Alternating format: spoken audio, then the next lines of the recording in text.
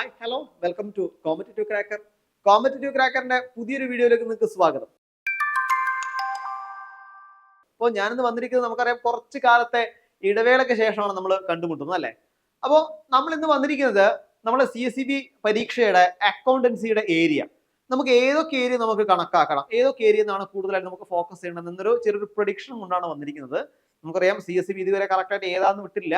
പക്ഷെ എന്നാൽ കൂടി നമ്മൾ അതും വിചാരിച്ചുകൊണ്ട് പഠിക്കാതിരുന്ന നമ്മൾ എന്ത് ചെയ്യും, ചിലപ്പോൾ അവസാന നിമിഷം അവർ കൈയൊഴിയുമ്പോൾ നമുക്കും എന്ത് ചെയ്യാൻ പറ്റും, ഈ എക്സാം നമ്മളും കൈയൊഴിയേണ്ടി വരും അല്ലെ. അപ്പൊ അതിനു മുന്നേ നമുക്ക് ഏതൊക്കെ ഏരിയയാണ് പഠിക്കാൻ വേണ്ടി പറ്റുന്നത്, ഏതൊക്കെ ഏരിയയാണ് നമ്മൾ നന്നായിട്ട് ഫോക്കസ് ചെയ്യേണ്ടുന്ന കാര്യങ്ങൾ നമുക്ക് ഡിസ്കസ് ചെയ്യാം. അപ്പോൾ ഈ വീഡിയോ സ്കിപ്പ് ചെയ്യാതെ മുഴുവനായിട്ടും കാണാം. ഓക്കെ, അപ്പൊ CSEBയുടെ പരീക്ഷയ്ക്ക് ഇപ്പോൾ വന്ന മാറ്റങ്ങളൊക്കെ നിങ്ങൾക്ക് അറിയാം അല്ലെ. മാറ്റങ്ങൾ വീണ്ടും വീണ്ടും പറഞ്ഞുകൊണ്ട് നിങ്ങൾ എന്ത് ചെയ്യുന്നില്ല, ബോറടിപ്പിക്കുന്നില്ല. അപ്പൊ നമുക്കറിയാം ഇവിടെ അക്കൗണ്ടൻസി നമുക്ക് വരുന്നത് വെച്ചിട്ട് കുറച്ച് മാർക്ക് കൂടിയ രീതിയിൽ അല്ലെ, 20ഓളം മാർക്കാണ് നമുക്ക് അക്കൗണ്ടൻസിനോട് ചോദിക്കാം. അപ്പൊ ഈ 20ഓളം മാർക്ക് നമുക്ക് ഏതൊക്കെ മേഖലയിൽ നിന്നാണ് നമുക്ക് ചോദിക്കാൻ പറ്റുക? കാരണം നമുക്കറിയാം ഇത് ഒന്നുകിൽ ഏതായിരിക്കും, BCom കോർപ്പറേഷൻ ആയിരിക്കും, അല്ലെങ്കിൽ ഏതാണ് HDC അല്ലെങ്കിൽ JDC കോഴ്സുകൾ കഴിഞ്ഞ് വന്ന ആൾക്കാരായിരിക്കും ഈ എക്സാം എഴുതുന്നുണ്ടാവുക. അപ്പൊ അതുകൊണ്ട് തന്നെ അവർക്ക് ഏതൊക്കെ ഏരിയ എന്നാണ് കൂടുതൽ ചോദിക്കാനുള്ള ഏരിയകള്, ഭാഗങ്ങൾ ഏതൊക്കെയായിരിക്കും നമുക്ക് നോക്കാം. നോക്കൂ, ഒന്നാമത് നമുക്ക് പറയാനുള്ള കാര്യമാണ് ഇൻട്രൊഡക്ഷൻ ടു അക്കൗണ്ടിങ്. എന്താണ് അക്കൗണ്ടിങ് എന്നുള്ള കാര്യം നമ്മൾ പഠിക്കണം. അക്കൗണ്ടിങ് എന്താണെന്നുള്ളത് ബേസിക് ആയിട്ടുള്ള അക്കൗണ്ടിങ്ങിന്റെ ചില ടേംസും കൂടി നമ്മൾ അവിടെ എന്ത് ചെയ്യണം, മനസ്സിലാക്കി വെക്കണം. അതുപോലെ ജേർണൽ എൻട്രി, പിന്നെ ലെഡ്ജർ, അതുപോലെ ഏതാണ് ട്രയൽ ബാലൻസ് അല്ലെ.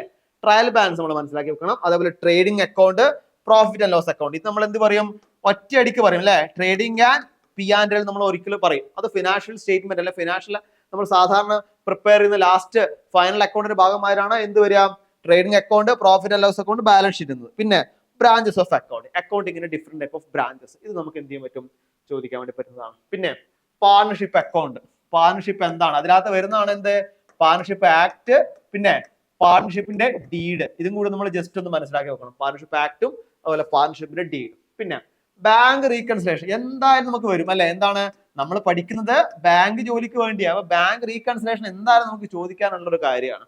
പിന്നെ ഗുഡ്വിൽ എന്താണ്, അതുപോലെ ടൈപ്പ് ഓഫ് റിസർവ്സ് എന്താണ്, അതുപോലെ ഷെയർ ക്യാപിറ്റൽ. പിന്നെ ഇമ്പോർട്ടന്റ് ആയിട്ട് വരുന്നതാണ് കോസ്റ്റ് അക്കൗണ്ടിങ്. നമ്മളൊന്ന് ഹൈലൈറ്റ് ചെയ്ത് പഠിക്കേണ്ടതാണ് കോസ്റ്റ് അക്കൗണ്ടിങ്. കാരണം എന്താ, നമ്മളെ ബാങ്കുമായി ബന്ധപ്പെട്ട് നമ്മൾ എങ്ങനെയാണ് കോസ്റ്റിംഗ് തയ്യാറാക്കുക, അതിന്റെ കോസ്റ്റ് അക്കൗണ്ട്സ് എങ്ങനെയാണ് തയ്യാറാക്കുന്നത്, ഈ കാര്യങ്ങളൊക്കെ നമുക്ക് എന്ത് ചെയ്യണം, ചോദിക്കണം. അതുപോലെ റെസിപ്റ്റ്, അതുപോലെ ഡിസ്ബേഴ്സ്മെന്റ്, ഈ കാര്യങ്ങള്. പിന്നെ ഇൻകം ആൻഡ് എക്സ്പെൻഡിച്ചർ. ഇവിടെ ഇൻകം ആൻഡ് എക്സ്പെൻഡിച്ചർ വരുമ്പോൾ നമ്മൾ നേരത്തെ P&L പറഞ്ഞു അല്ലെ, ഏതാണ് പ്രോഫിറ്റ് ആൻഡ് ലോസ് അക്കൗണ്ട്. ഇത് എവിടെയാണ്, ഇത് ശരിക്കും പറഞ്ഞാൽ പ്രോഫിറ്റ് കൺസേൺ ആണ്. എന്ത് പറയുന്നത്, പ്രോഫിറ്റ് ആൻഡ് ലോസ് അക്കൗണ്ട് ഒക്കെ വരും. Trading and profit and loss account profit concern ആണ്. ഇനി നോൺ പ്രോഫിറ്റ് ഓർഗനൈസേഷൻ അവിടെ വരുന്നതാണ് എന്ത്, റെസിപ്റ്റ് ആൻഡ് പേയ്മെന്റ്. അതിന് ബാക്കിയായിട്ട് വരുന്നതാണ് ഇൻകം ആൻഡ് എക്സ്പെൻസ്. അപ്പൊ ഇൻകം ആൻഡ് എക്സ്പെൻഡിച്ചർ ഒക്കെ നമ്മൾ എന്ത് ചെയ്യണം, ജസ്റ്റ് ഒന്ന് മനസ്സിലാക്കി വെക്കേണ്ടതായിട്ടുണ്ട്.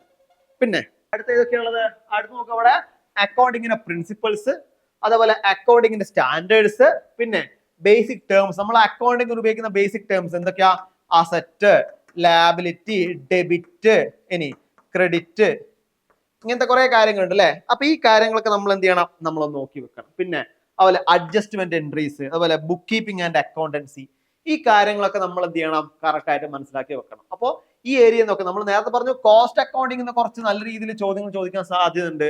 അതേപോലെയാണ് റേഷ്യോ അനാലിസിസ് അല്ലെ. റേഷ്യോ അനാലിസിസ് എന്ത് ചെയ്യും, നമുക്ക് കുറച്ച് ചോദ്യങ്ങൾ ചോദിക്കാൻ സാധ്യതയുണ്ട്. അതുപോലെയാണ് നമ്മൾ അഡ്ജസ്റ്റ്മെന്റ് എൻട്രീസ്. നമ്മൾ സാധാരണഗതിയിൽ എൻട്രീസ് എഴുതുമ്പോൾ അഡ്ജസ്റ്റ്മെന്റ് ചെയ്യാൻ ഉപയോഗിക്കുന്ന ചില എൻട്രീസ്, അതും നമുക്ക് ഉപയോഗിക്കാൻ വേണ്ടി പറ്റും. അപ്പൊ ഇതൊക്കെയാണ് പ്രധാനമായിട്ട് നമുക്ക് പഠിക്കേണ്ട ഏരിയ. ഇതിലെ കൂടെ തന്നെ റേഷ്യോ അനാലിസിസ്, അതുപോലെ കോസ്റ്റ് അക്കൗണ്ടിങ്, അതേപോലെ തന്നെ ഇമ്പോർട്ടന്റ് ആണ് management accounting. Okay, management accounting നമ്മൾ നന്നായിട്ടൊന്ന് പഠിക്കേണ്ട ഏരിയ കൂടി തന്നെയാണ്.